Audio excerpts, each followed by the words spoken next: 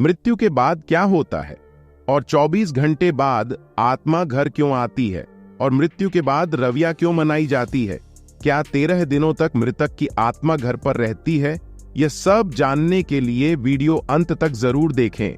मौत से कुछ घंटे पहले इंसान के पैरों के नीचे से अर्ध चक्र डिस्कनेक्ट हो जाते हैं, मतलब इंसान का धरती से कनेक्शन टूट जाता है और पैर ठंडे पड़ जाते हैं। मरने के बाद इंसान का उसका संपूर्ण जीवन जन्म से लेकर मृत्यु तक फ्लैशबैक की तरह स्पीड से दिखता है। अकॉर्डिंग टू साइंस यह सपना लगभग 7 मिनट का होता है।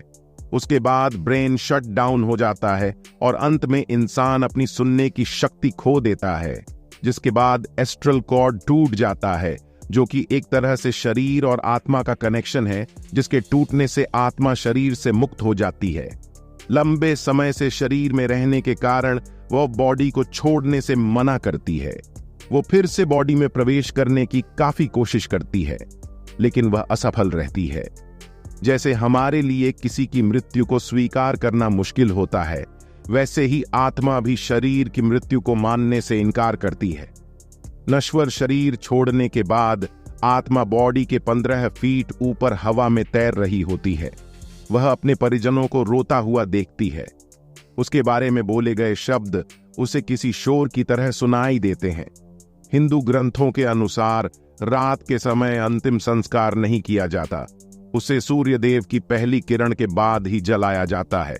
अगर किसी व्यक्ति का अंतिम संस्कार रात को किया जाए तो उसकी आत्मा प्रेत योनि में प्रवेश करती है, जिसके बाद वह सदा के लिए हमारे डायमेंशन यानी कि आयाम में भटकती रहती है। मृत्यु के बाद शव को एक पल के लिए भी अकेला नहीं छोड़ा जाता। अगर शव को रात भर घर में रखा जाए तो संपूर्ण परिजन रात भर शव के सामने जागते हैं।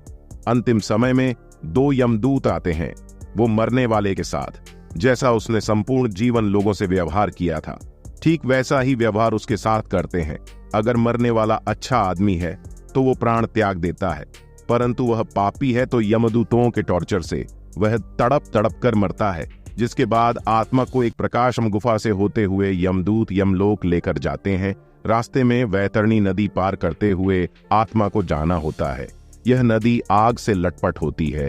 जिसने अच्छे कर्म किए हैं वह इसी नदी को पार कर लेता है, लेकिन अगर कोई पापी व्यक्ति है तो उसे काफी पीड़ा भोगनी पड़ती है, जिसके बाद उस आत्मा को यमराज के सामने खड़ा कर दिया जाता है। फिर चित्रगुप्त जी उस व्यक्ति के पाप और पुण्य का लेखा जोखा यमराज के सामने रखते हैं। उसके कर्मों के आधार पर उसे स्वर्ग नर्क भेजा जाता है। गरुड़ पुराण के अनुसार कुल 36 प्रकार के नर्क है। यहाँ बताई गई यातनाएं किसी की कल्पना से भी खतरनाक है। अगर कोई व्यक्ति सुसाइड यानी आत्महत्या करके प्राण त्याग देता है तो उसे और भी कठिनाई सहनी पड़ती है, क्योंकि उसने निर्धारित समय से पहले ही हार मान ली। यह शरीर हमारा नहीं है, ये किराए का मकान है जिसे कुछ समय के लिए यूज करने के लिए मिला है। ये मिट्टी का है और एक दिन मिट्टी में ही मिल जाएगा। गरुड़ पुराण के अनुसार हमारे वास्तविक जीवन में किए गए हमारे कर्म ही हमें स्वर्ग या नरक दिलाते हैं। उसके बाद अगर कोई साधु या तपस्वी है तो उसे मोक्ष की प्राप्ति हो जाती है। सबसे बड़ा सवाल यह सब बातें हमें कैसे पता? गरुड़ देव जिनका बल अतुलनीय है, वे एक साथ इंद्र को भी पराजित कर सकते हैं।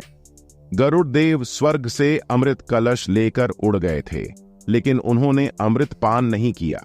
उन्हें बिना अमृत के ही अमृत प्राप्त हुई।